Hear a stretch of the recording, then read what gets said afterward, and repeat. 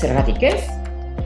Ze gainera, egia esan ere ibilbide profesional guztian ezagutu dut lanbidearen erabateko aldaketa.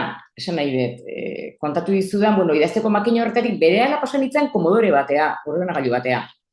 Eta ja, berehala pasan nintzen gero, ja, beste ordenagailutara. Eta gero ezagutu nuen internet.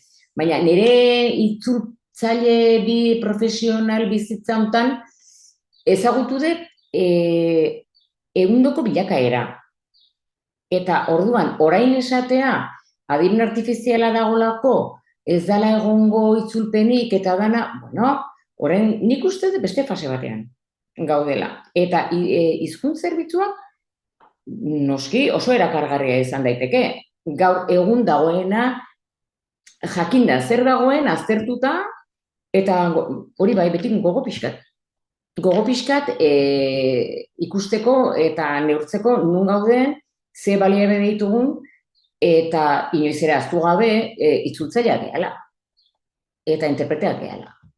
Eta makinak direla, oraingoz, gure laguntxoak, gure laguntzen digutenak, baina gu gehala itzultzaileak eta gu gehala interpretak, eta bai, nik uste orain gazte batentzat, hizkuntz zerbitzuak eta itzultzaile izatean, eta interprete izatea, irutzen guztiz erakargarria. Bai, salduko nuke. Bai.